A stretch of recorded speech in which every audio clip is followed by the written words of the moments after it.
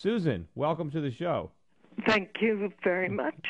So you are an educational director at the New Economics Institute, and I think what's interesting and what I'd like to discuss was your role in creating this local currency that is circulating up in the Berkshires region of Massachusetts. And I guess you call the money Berkshires, is that correct? Berkshires. So a Berkshire. share of the Berkshires. Okay, a share of the Berkshires. Now, now, correct me if I'm wrong. Here's my understanding of how this works. So, I have $100. I go and I buy, or I have $95 rather. I can buy 100 Berkshires.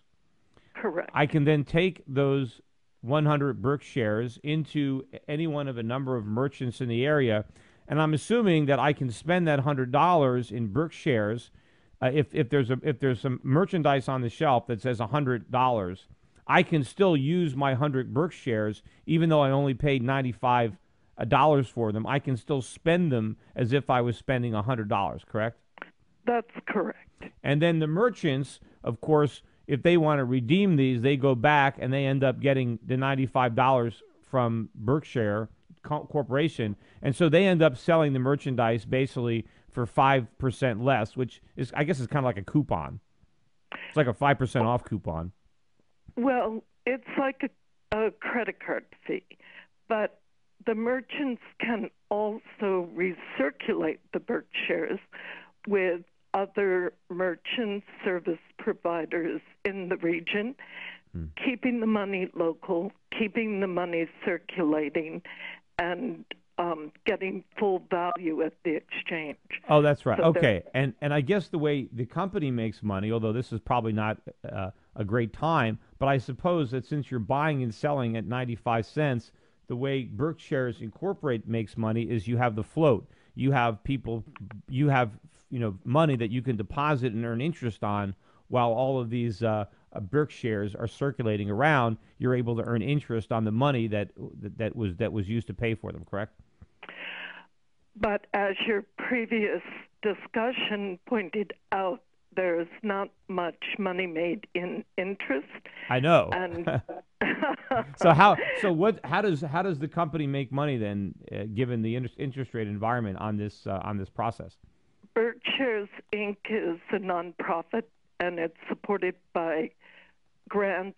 It's supported by income from various events that the organization puts on, much like a Chamber of Commerce operates. Now, where does somebody buy these Berkshires? Can you buy them from any retailer, or you have to go to a special location? No, there are 13 branches of 5 local banks where consumers can walk into the bank, put down their 95 Federal, and get the 100 Berkshires. The 95 Federal then stays on deposit in a Berkshire's account at that bank for redemption when and if necessary.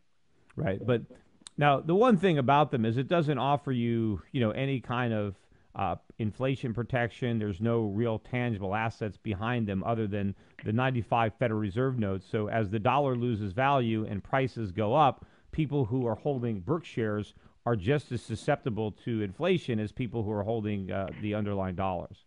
You're absolutely right. At its current stage, Berkshire's is no more than a very sophisticated discount note, but built in is the potential to move to an independent currency.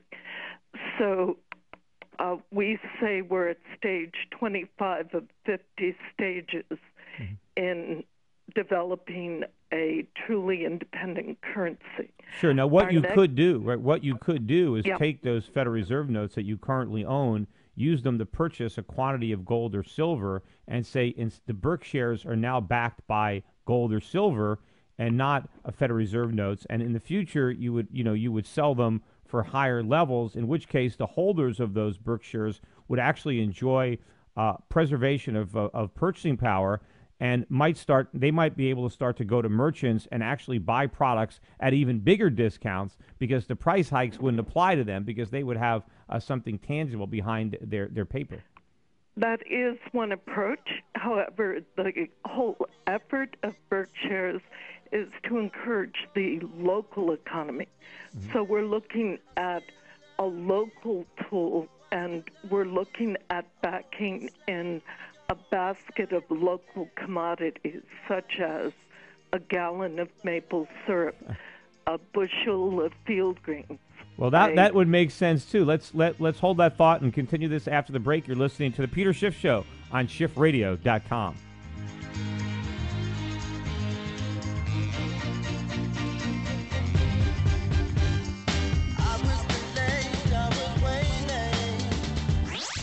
Welcome back to your source of sanity in an insane world. It's the Peter Schiff Show.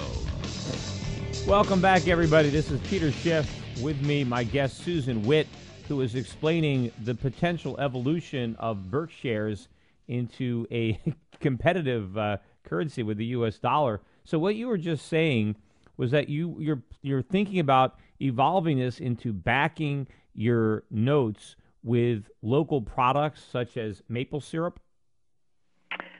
Maple syrup, field greens, bushel of field greens, a weighted basket, our wonderful local Chevre cheese. So a basket of local produce. We had looked at cordwood as a backing, since energy is a part of all productions, and we were looking at a kilowatt hour note backed with locally produced cordwood. But we found that the price of cordwood fluctuates with the price of oil and is not a good local indicator of value. So in other words, you would get, so would it be, let's say, I don't know, so a $10, 10 Berkshires would get you a specific quantity of each of the goods that are in this basket? Exactly right. So it would hold, Berkshire's would hold constant purchase power of local produce. Right. So no matter how high the prices went in terms of paper money because of inflation, you would still be able to buy those products for the same Berkshire dollars that you have. Exactly right. We would have to then have an floating exchange rate, because